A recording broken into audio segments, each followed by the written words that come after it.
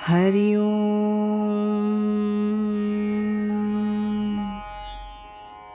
पूजनीय स्वामी भक्त डॉक्टर सुषमाताई वाटवे यांनी लिहिलेल्या स्पर्श परिसाचा या ग्रंथमालिकेतील दुसऱ्या भागाचं वाचन आपण ऐकत आहोत. आज ऐकूया यातील प्रकरण 4, ते गुरु शिष्याची गोठी, याचा भाग 2. आपल्या मनात काम, क्रोध, मत्सर, अहंकार इत्यादी विकार, नाना विचार आले तर त्या विचारांकडे पहिलं म्हणजे अलिप्त राहून साक्षीत्वानं पाहावं. दुसरं म्हणजे नामस्मरण अथवा सद्गुरूंचं स्मरण करावं. तिसरं त्या विकारांकडे दुर्लक्ष करावं. आणि चौथं मनाची समजूत घालण्याचा प्रयत्न करावा. यापैकी काय करावं? स्वामींचं उत्तर असं, सर्वच करावं. कधी मनाची समजूत घालावी, मनाला अंजारून गोंजारून शांत करावं, सद्गुरूंचं संतांचं स्मरण किंवा ध्यान करावं, अथवा मनाकडे साक्षीत्वानं पाहावं. मन फार व्यग्र झालं तर त्याला सांगावं, तुझा माझा संबंध नाही. त्या विकारांकडे लांब राहून पाहावं. असे सर्व प्रयत्न केल्याखेरीज मन स्थिर राहत नाही. मन स्थिर होणं म्हणजे मन उन्मनावस्थेत जाणं. मन 2-2.5 मिनिटं अत्यंत स्थिर राहायला लागलं की आपलं ध्यान सिद्ध झालं. स्वामी स्वरूपानंद म्हणतात, प्राणाचा प्रणव मनाचे उन्मन होता समाधान स्वामी म्हणे. मनाचं उन्मन होण्यासाठी प्राणाचा प्रणव करायला पाहिजे. तो कसा करायचा ते सद्गुरू आपल्याला शिकवतात. मनाची उन्मनावस्था साधण्यासाठी काय करावं?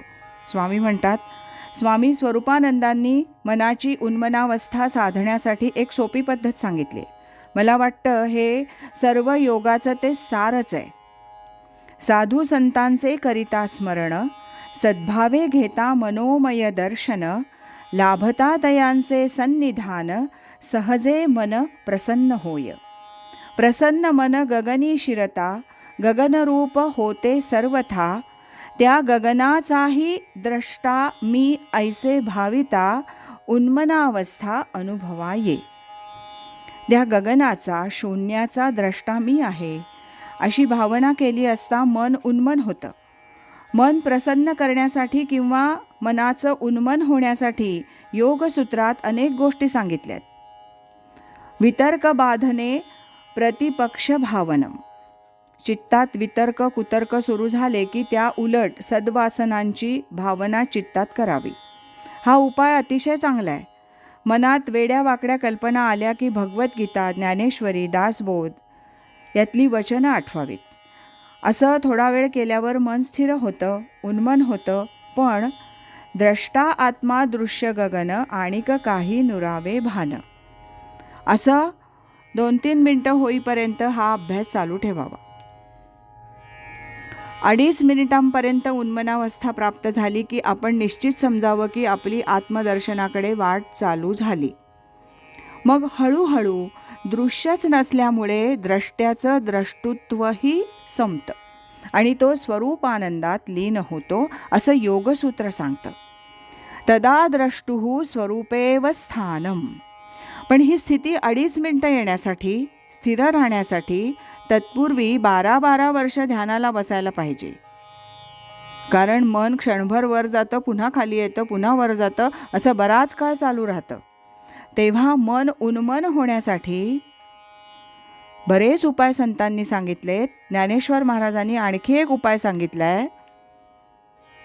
जरी येतुलेनी चित्त स्थिरावे, तरी काजा आले स्वभावे, न राहे तरी घालावे मोकलूनी. मग मोकलिले जेथ जेथ जाईल, तेथुनी नियमुची घेऊनी येईल, ऐसेनी स्थैर्याची होईल सवे यया.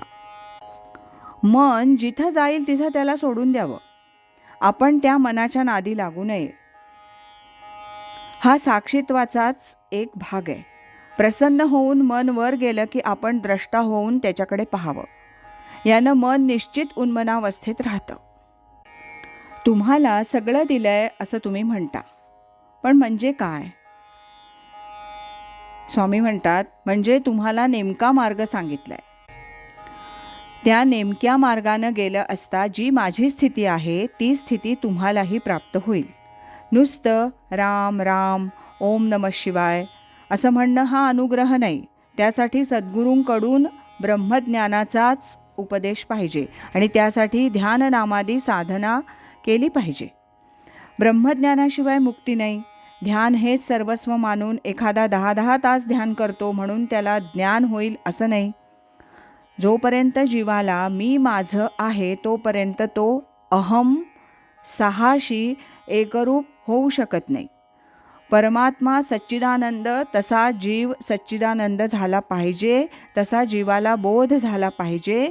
हा बोध नाही तोपर्यंत जीवाला पूर्णत्व नाही.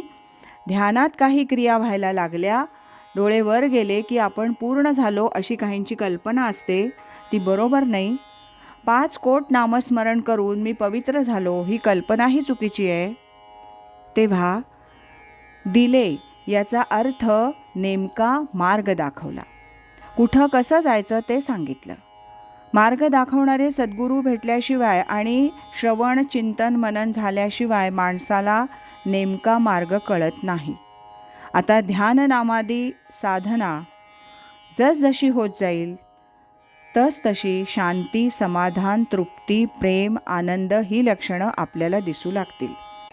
आपण दुःखरूप असू तर त्या सच्चिदानंदाशी आपल्याला एकरूप होता येणार नाही.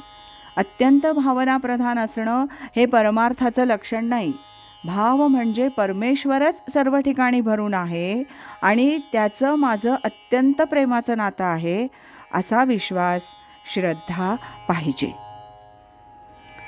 आज इथेच थांबूया. यानंतरचा 3रा भाग आपण उद्या ऐकूया. सद्गुरू असती अंतरात, सत्शिष्या ते जागवीत. हरिओम तत्सत.